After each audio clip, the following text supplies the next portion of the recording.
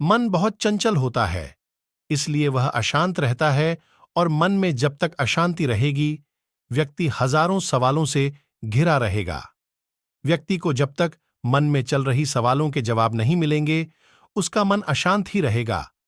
लेकिन मुख्य प्रश्न यह है कि मन को नियंत्रित कैसे किया जाए और मन को कैसे समझा जाए।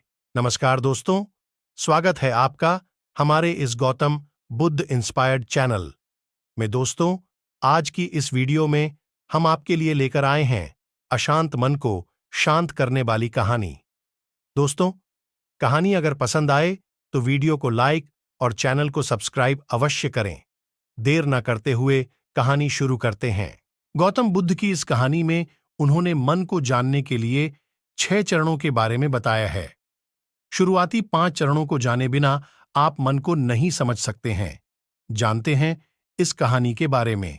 एक बार एक व्यक्ति गौतम बुद्ध के पास गया और पूछा कि मन को नियंत्रित करने का पहला चरण क्या है।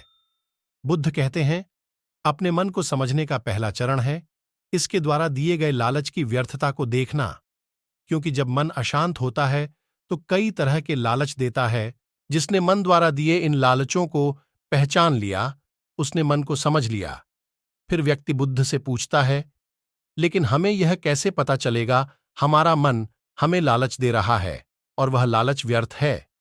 इसका जवाब देते हुए बुद्ध कहते हैं, मनुष्य मन के लालच से जिस कार्य को करता है उसमें उसे हानि ही होती है और हानि के बाद ही उसे अनुभव भी होता है।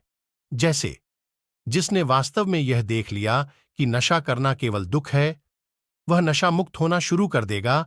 जिसने जान लिया कि ईर्ष्या से खुद का नाश होता है, वह ईर्ष्या से मुक्त हो जाएगा। मन को समझने का यही पहला चरण है। व्यक्ति बुद्ध से पूछता है, यदि व्यक्ति पहले चरण से यह जान जाता है कि वह मन द्वारा दिए लालचों के कारण दुखी है, तो फिर दूसरा चरण क्या है। बुद्ध कहते हैं, खोज पर निकलना। दूसरे चरण के लिए ऐसे व्यक्ति की खोज पर निकलना होगा जो कि पहले ही अपने मन को जान इससे मुक्त हो चुका है, क्योंकि वही तुम्हारा मार्गदर्शन कर पाएगा। व्यक्ति कहता है, लेकिन ऐसे व्यक्ति की पहचान कैसे होगी। बुद्ध कहते हैं, यही तीसरा चरण है। सुनना ही अपने मन को समझने का तीसरा चरण है। व्यक्ति कहता है, क्या इसे देखकर पता नहीं किया जा सकता। बुद्ध कहते हैं, देखने में कोई व्यक्ति बहुत शांत और अच्छा लग सकता है, लेकिन उसके मन के भीतर क्या है यह उसके शब्दों से ही पता चलता है। लेकिन किसी की बातों पर तब तक विश्वास नहीं करना चाहिए जब तक कि वह तुम्हारे विवेक की कसौटी पर खरा न उतर जाए।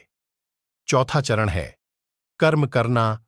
बुद्ध कहते हैं, कर्म ही मन को समझने का चौथा चरण है। खुद को जानने के लिए सही दिशा में कर्म करना जरूरी है। लेकिन कर्म करते हुए व्यक्ति हर बार 2 गलतियां करता है। पहली गलती है यह कि शुरुआत ही नहीं करना, और दूसरी गलती पूरा रास्ता तय नहीं करना। इन दोनों गलतियों के पीछे हमारे मन की ही चाल होती है। व्यक्ति अपने कर्म को पूरा इसलिए नहीं कर पाता क्योंकि वह सोचता है कि मैं कल से शुरुआत करूंगा, तो कोई यह सोचता है कि मैं असफल हो जाऊंगा। इन गलतियों का मुख्य कारण है जागरूकता की कमी। इसके बिना मन व्यक्ति को उसके सही दिशा में चलने नहीं देता। बुद्ध कहते हैं, मन को जानने और समझने का 5वां चरण है जागरूकता। इसीलिए हर कार्य को जागरूकता के साथ करो।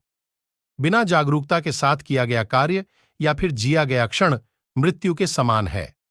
व्यक्ति बुद्ध से पूछता है, अपने जागरूकता के स्तर को कैसे बढ़ाया जा सकता है। बुद्ध कहते हैं, ध्यान से। ध्यान ही मन को जानने, समझने और नियंत्रित करने का अंतिम चरण है। यानी ध्यान ही वह नाव है जिस पर बैठ मन रूपी नदी को पार किया जा सकता है। जिस व्यक्ति ने इन शुरुआती 5 चरणों से ध्यान को जान लिया, उसने अपने मन को जान लिया। दोस्तों, ये कहानी आपको कैसी लगी ये मुझे कमेंट बॉक्स में कमेंट करके जरूर बताएं। साथ ही अपना प्यार और सपोर्ट देते रहें। धन्यवाद।